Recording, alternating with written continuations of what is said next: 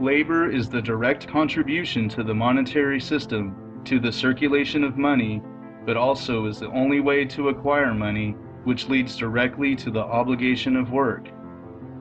Most jobs only focus on the ultimate prize, money, with little regard for the human condition. Labor in this way is another form of slavery. Automation can replace most repetitive jobs today, perfecting the quality of work. But let's concentrate on something much more important: motivation.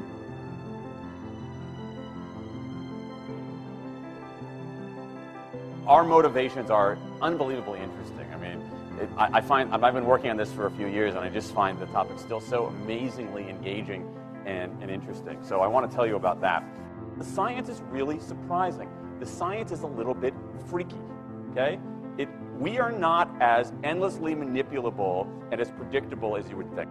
There's a whole set of unbelievably interesting studies. I want to give you two that call into question this idea that if you reward something, you get more of the behavior you want.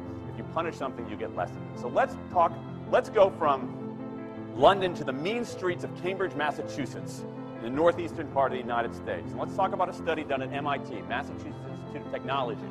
Here's what they did. They took a whole group of students and they gave them a set of challenges. Things like memorizing strings of digits, solving word puzzles, other kinds of spatial puzzles, even physical tasks like throwing a ball through a hoop. Okay, they gave them these challenges and they said to incentivize their performance, they gave them 3 levels of rewards. Okay? So if you did pretty well, you got a small monetary reward. If you did medium well, you got a medium monetary reward. And if you did really well, if you were one of the top performers, you got a large cash prize. Okay? We've seen this movie before. This is essentially a typical motivation scheme within organizations, right? We reward the very top performers, we ignore the low performers, and the other folks kind of in the middle. Okay, you get a little bit. So what happens? They do the test, they have these incentives. Here's what they found out. 1, as long as the task involved only mechanical skill, bonuses worked as they would be expected. The higher the pay, the better their performance. Okay, that makes sense. But here's what happens. But once the task called for even rudimentary cognitive skill, a larger reward led to poorer performance. Now this is strange, right? A larger reward led to poorer performance? How can that possibly be?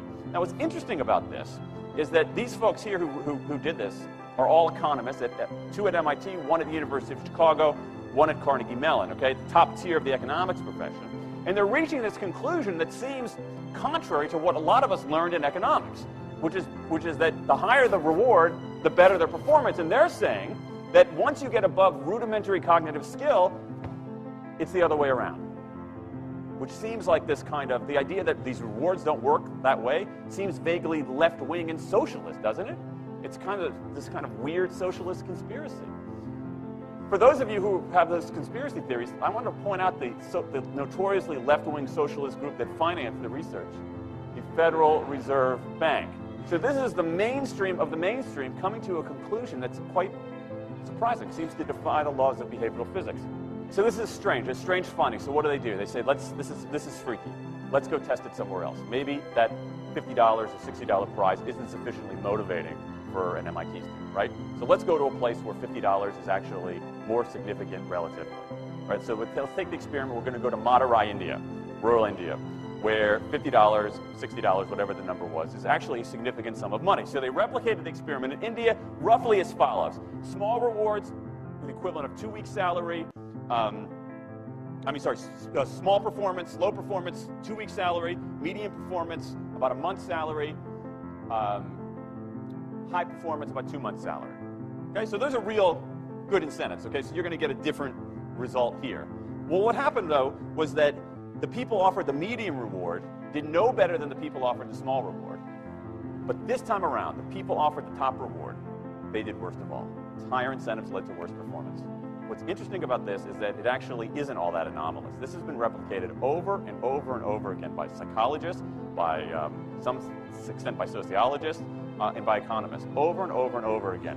For simple, straightforward tasks, those kinds of incentives, if you do this, then you get that, they're great.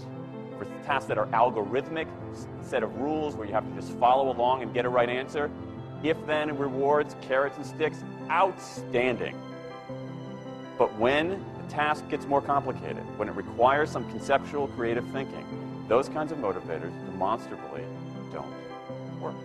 In fact, money is a motivator at work, but in a slightly strange way. If you don't pay people enough, they won't be motivated. What's curious about, there's another paradox here, which is that the best use of money as a motivator is to pay people enough to take the issue of money off the table. Pay people enough so that they're not thinking about money and they're thinking about the work. Now, once you do that, it turns out there are 3 factors that the science shows lead to better performance. Not to mention personal satisfaction. Autonomy, mastery, and purpose. Autonomy is our desire to be self-directed, to direct our own lives.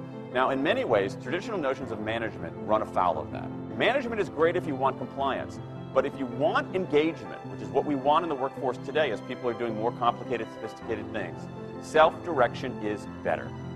Let me give you some examples of this, of almost radical forms of self-direction in the workplace that lead to good results.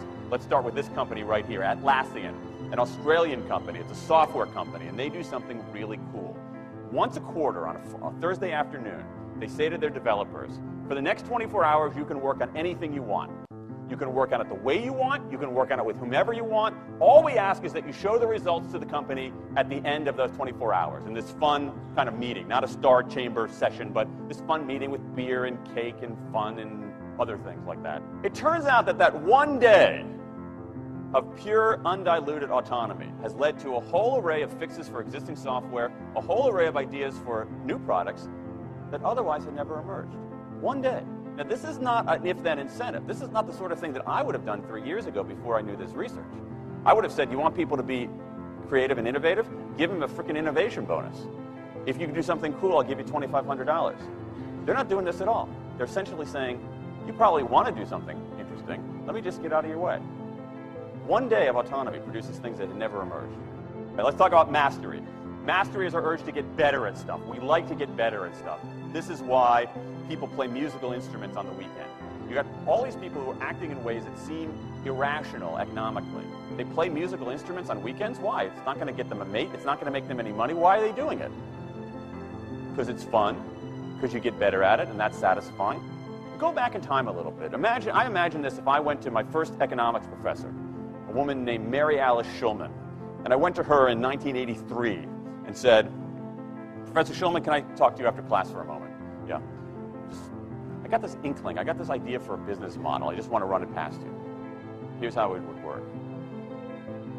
You get a bunch of people around the world who are doing highly skilled work, but they're willing to do it for free and volunteer their time, 20, sometimes 30 hours a week. Okay, she's looking at you somewhat skeptically there. Oh, but I'm not done. And then what they create, they give it away rather than sell it. It's going to be huge. But she truly would have thought I was insane. Right? It seemed to fly in the face of so many things. But what do you have? You have Linux powering 1 out of 4 corporate servers in Fortune 500 companies, Apache powering more than the majority of web servers, Wikipedia. What's going on? Why are people doing this? Why are these people, many of whom are technically sophisticated, highly skilled people who have jobs? Okay? They have jobs. They're working at jobs for pay, doing sophisticated technological work. And yet, during their limited discretionary time, they do equally, if not more, technically sophisticated work, not for their employer, but for someone else for free. That's a strange economic behavior. Economists who look into it, why are they doing this? It's overwhelmingly clear. Challenge and mastery, along with making a contribution. That's it. What you see more and more is a rise of what you might call the purpose motive. Is that more and more organizations want to have some kind of transcendent purpose. Partly because it makes coming to work better, partly because that's the way to get better talent. And what we're seeing now is, in some ways, when the profit motive becomes unmoored from the purpose motive, bad things happen. Bad things ethically sometimes, but also bad things just like not good stuff, like crappy products, like lame services, like uninspiring places to work. That when the profit motive is paramount, or when it becomes completely unhitched from the purpose motive, it's just, people don't do great things. More and more organizations are realizing this and sort of disturbing the categories between what's profit and what's and what's purpose. And I think that actually heralds something interesting. And I think that the organizations that are flourishing, whether they're profit, for-profit, or somewhere in between, are animated by this purpose model. Let me give you a couple of examples. Here's the founder of Skype. He says, our goal is to be disruptive, but in the cause of making the world a better place. Pretty good purpose. Here's Steve Jobs. I want to put a ding in the universe. All right? That's the kind of thing that might get you up in the morning and racing to go to work. So I think that, that we are purpose maximizers, not only profit maximizers. I think the science shows that we care about mastery very, very deeply. And the science shows that we want to be self-directed. And I think that the big takeaway here is that if we start treating people like people and not assuming that they're simply horses, slower, smaller, better smelling horses, if we get past this kind of ideology of carrots and sticks and look at the science, I think we can actually build organizations and work lives that make us better off, but I also think they have the promise to make our world just a little bit better.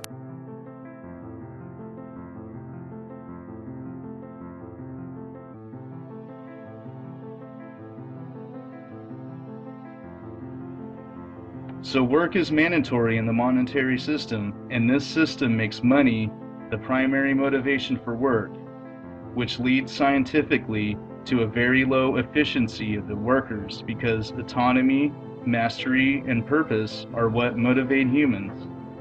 Millions of people have already been replaced by machinery, and this will continue. In fact, it's even cheaper to invest in machinery because they do not need salaries, medical insurance, air conditioning, holidays, or breaks. Remember that any repetitive work can be automated. As for the other jobs, many have a very difficult time seeing how automation can be applied to complex jobs such as doctors, architects, etc. In order to consider this, we first need to ask ourselves what the true nature of our occupational roles really are.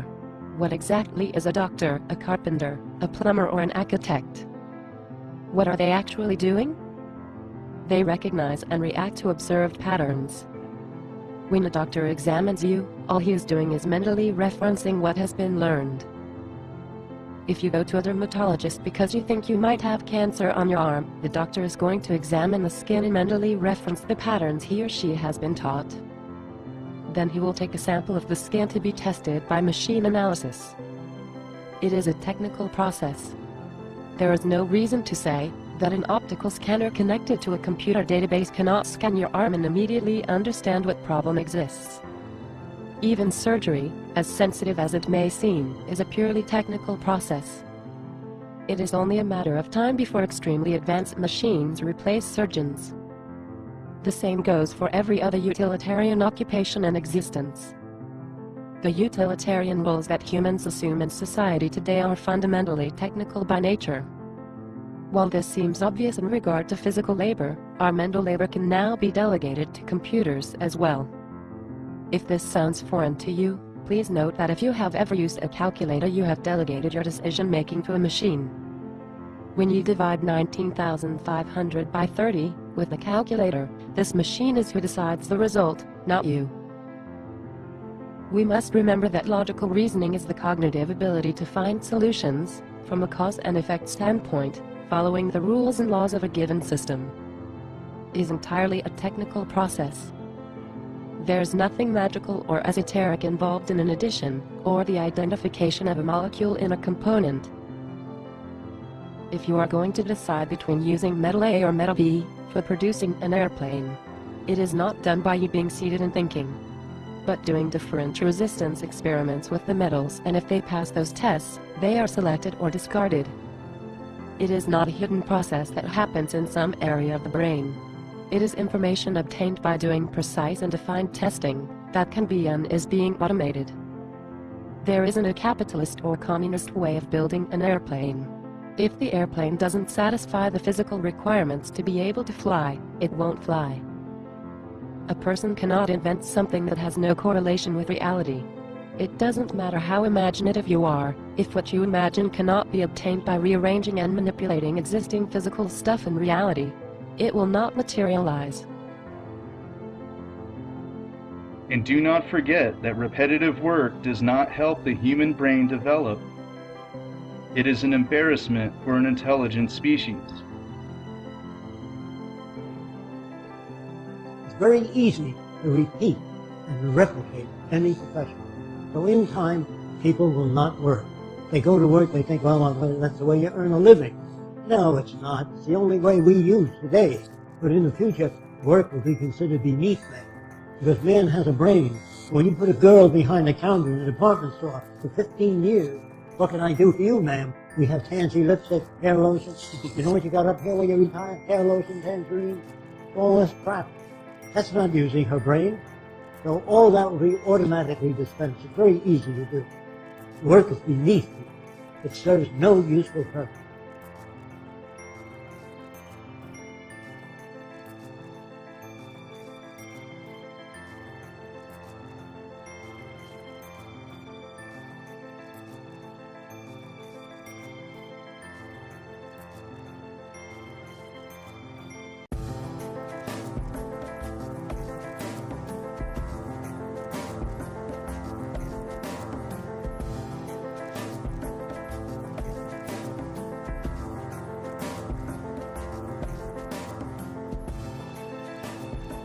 The solution will be automating as much as possible, and the remaining jobs, which will only be a few, will be done by people, because science has shown that a man's work is better when it is motivated by purpose and not by money.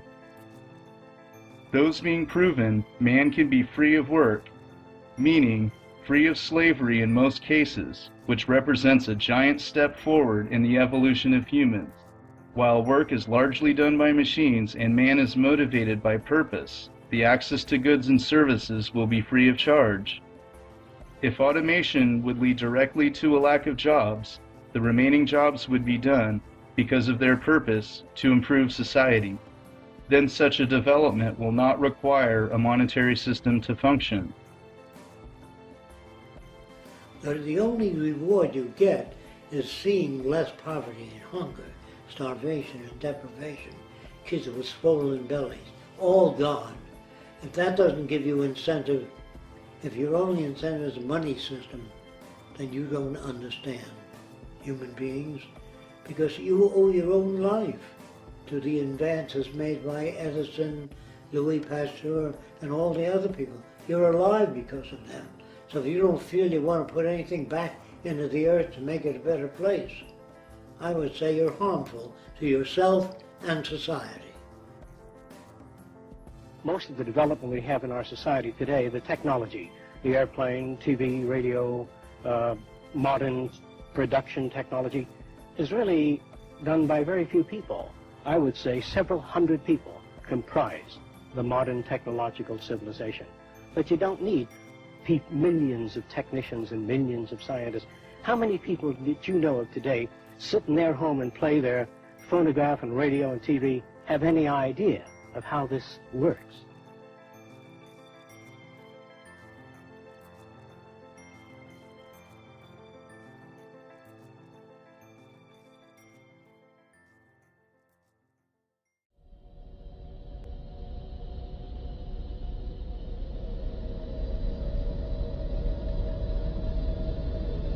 The main purpose of technology is to make the individual's life easier, and now technology is so advanced that the individual's life may be exempt from any involvement in finding food, information, comfort, or any aid.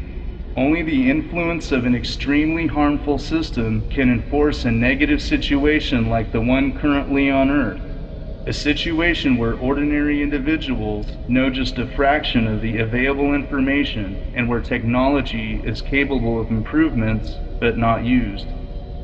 To compel other individuals of your species to work when work can be automated, or to ask for obedience in exchange for food, leads to psychopathic behavior of individuals that create or perpetuate such situation. A situation like this can only be the result of a psychosis of individuals with power in society.